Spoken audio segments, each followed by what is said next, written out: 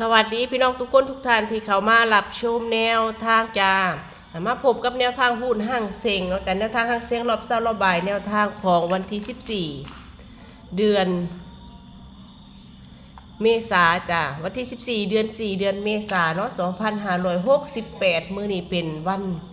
จันทร์เนาะแม่นบ่จ้าเอาเริ่มลงหน้าลงหลังแล้ววันจันทร์วันที่14เดือน4เนาะจ้า2568มื้อนี้ก็มาพบกับแนวทางของแอดจอยคือเก่าแล้วก็ตามเคยเนาะจ้าสวัสดีทั้ง FC ใหม่แล้วก็ FC เก่าด้วยจ้าสำหรับผลห้างเสียงรอบเช้ารอบบ่ายของวันที่11จ้าวันที่11เดือน4วันศุกร์ที่ผ่านมาจ้ามาเบิ่งผลย้อนหลังกันก่อนจ้าสำหรับรอบเช้า2กับ1ผลจ้ารอบเช้าคือตอง3โอ้โหมาตองเลย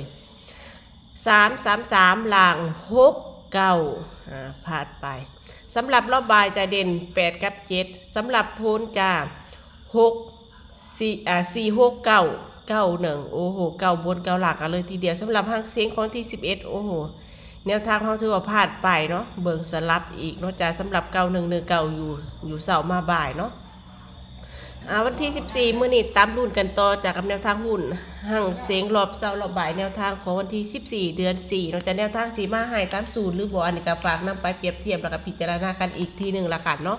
ขึ้นอยู่กับความมักความชอบเนาะจะมีตัวมักตัวชอบคอยตามเนาะบ่มีตัวมักตัวชอบมันก็คือสามารถปล่อยผ่านได้เส้นเดียวกันเนาะจะแนวทางเป็นเพียงแค่สูตรการคำนวณเนาะแต่มีเข้าแล้วก็มีรูดเนาะจะช่วงนี้แอดจอยอาจสิลงคลิปให้ซาไปนิดนึงบวกกับกลับบ้านจ้ะอยู่ต่างจังหวัดเกือบลืมเลยตัวในหุ้นห้างเซ็งหุ้นนี่แค่วันจันทร์สำหรับห้างเซ็งจ้ะวันที่14รอบเช้าเลขเด่น4กับ3สงกรานต์กับโบยุทธเลยเนาะแนวทางอะไรพอจะได้มาตรงมานั่งคำนวณเนาะจ้ะบ่ค่อยมีเวลาเลย46 49 41สายวิ่งสายลูดมักตัวใดชอบตัวใดนำไปวิ่งไปลูดได้จ้ะ48คู่สุดท้าย42สำหรับเด่น3 4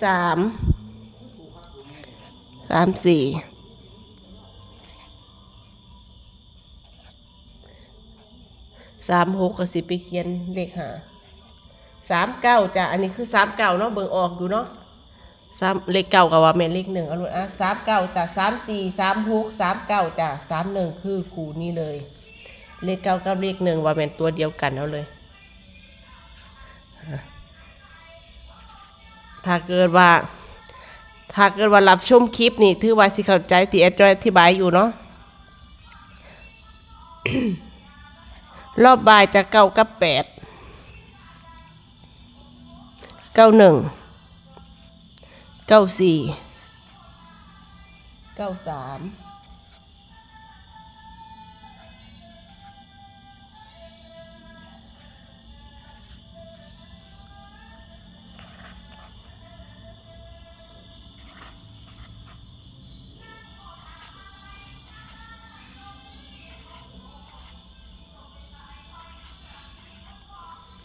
เดี๋ยวมาเบิ่งโต้เน้นกันก่อนจ้า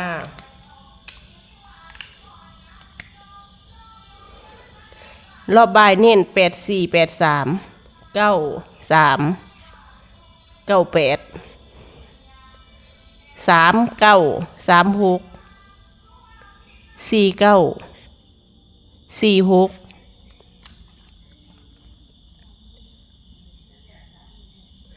โอเคเรียบร้อยจ้ะนี่คือแนวทางหุ้นห้างเสียงรอบเช้ารอบบ่ายแนวทางของเราวันที่14แนวทางมื้อนี้ก็คือตามนี้เลยเราจะฟังนำไปพิจารณาเปรียบเทียบอีกทีนึงละกันเนาะ